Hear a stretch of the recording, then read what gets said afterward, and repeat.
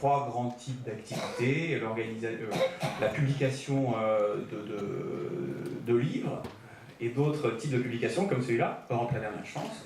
Je vous encourage tous à l'acheter et à le lire. Il doit être disponible depuis la semaine dernière dans un certain nombre de librairies.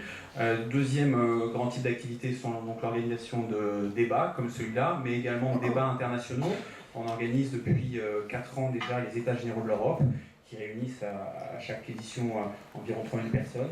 Et donc l'objectif, c'est de faire réfléchir les organisations de la société civile pour proposer ces réflexions, ces propositions à nos décideurs nationaux et européens. Comment on va sortir de la crise? En fait, on ne va pas sortir de la crise.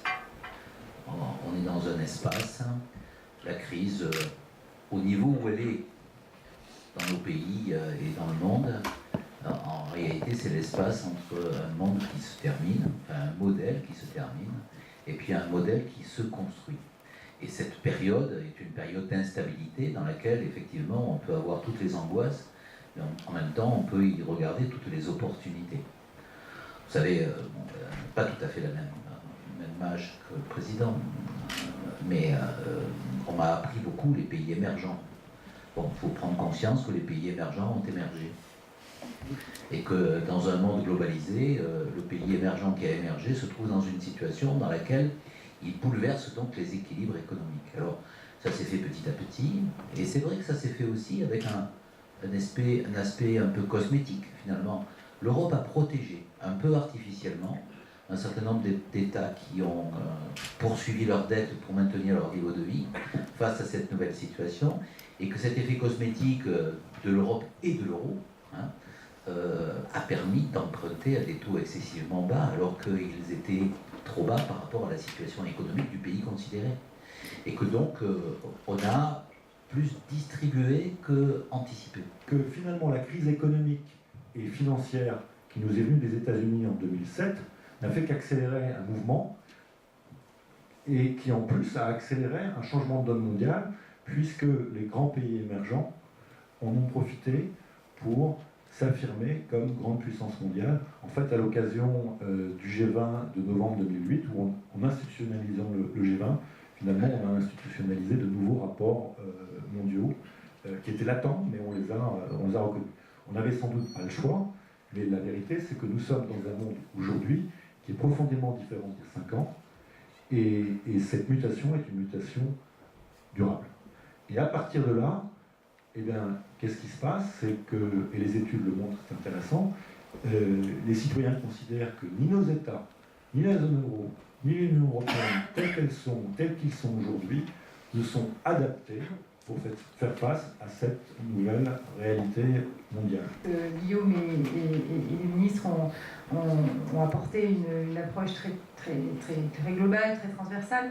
Je veux vous dire que j'ai travaillé pour les 3 dernières années dans une entreprise franco-allemande et que je sors de cette expérience avec une seule obsession: comment on fait pour sauver le soldat franco-allemand, comment on fait pour reconstruire le couple franco-allemand qui est à la dérive, pour ne pas dire quasiment en ruine.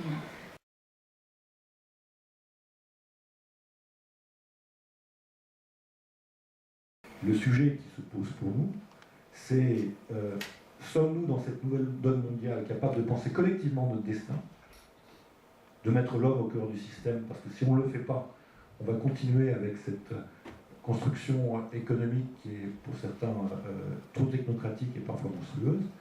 Et sommes-nous capables de reprendre la main à la fois sur notre croissance, mais aussi sur notre destin politique.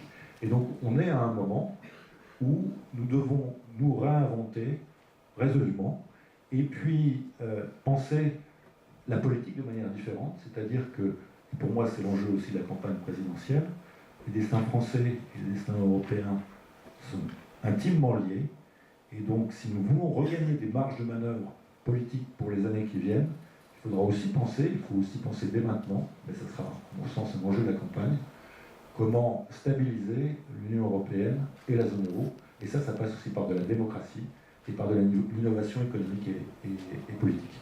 C'est pas un hasard si la campagne présidentielle s'ouvre sur la question des finances publiques. Quand on parle d'un moins 3% de déficit public en 2013, quand François Hollande ou Nicolas Sarkozy parlent d'un moins 3% de déficit public de la France en 2013, ils ne parlent absolument pas au marché financier. Encore heureux que deux candidats à l'élection présidentielle ne s'abaissent pas à parler à des marchés financiers. Ils parlent avant tout à l'Allemagne. On a compris le message que vous nous avez fait passer, qui était qu'on ne parlait plus le même langage à la construction européenne.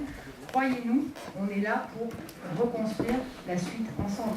Mais cette démarche politique, cette démarche de reconstruction de la gouvernance politique, au-delà des nécessaires évolutions des institutions européennes qui sont, et les propositions d'Europa Nova sont remarquables pour ça, qui sont indispensables, elles passent d'abord et avant tout, à nos yeux, par une reconstruction forte, rapide et sincère de l'amitié franco-allemande. On est passé de l'Europe naïve à l'Europe réaliste, on se réveille, mais en même temps on n'a pas complètement organisé les structures. On raisonne encore en termes d'États-nations.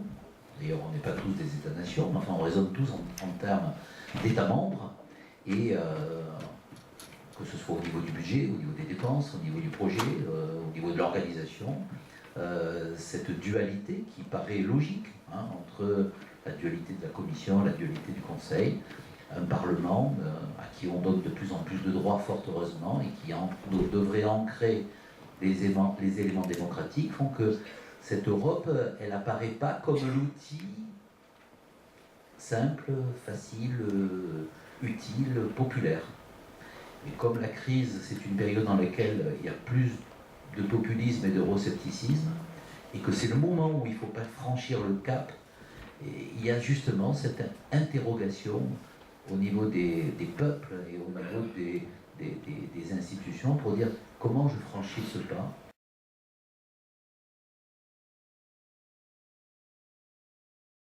Demain, l'Europe, elle est économique et sociale. Voilà. Imaginez que l'Europe, c'est uniquement de la monnaie et que l'Europe, c'est uniquement de l'économie. Eh bien, c'est l'appauvrir parce que l'Europe, c'est aussi des valeurs et c'est aussi des valeurs de solidarité. On l'a peut-être pas assez dit. Et la victoire qu'on a eue récemment sur le programme européen d'aide aux plus démunis, ça montre qu'il y a des symboles qui sont forts, mais ces symboles-là, il faut les porter un peu plus loin. L'Europe, c'est pas uniquement un vaste espace d'échange économique et monétaire.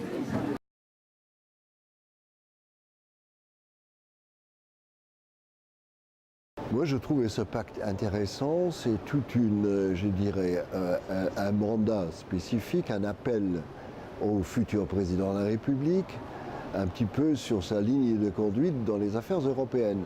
Par exemple, ça commence avec une idée excellente, une vieille idée à laquelle je me suis heurté dans mon passé politique, c'est l'idée d'un ministre d'État aux affaires européennes. C'est une idée qui est tout à fait justifiée.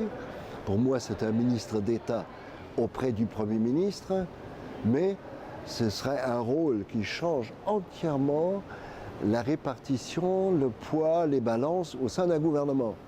Au fond, c'est une proposition qui est justifiée, qu'il faudrait réaliser, mais cela présuppose, si vous voulez, une certaine révolution au sein des gouvernements, au sein des structures gouvernementales.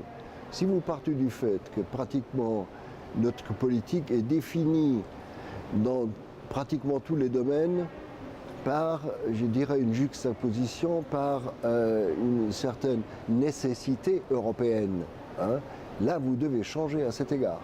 Et là, je suis entièrement d'accord dans ce contexte. Mais ça présuppose une petite révolution.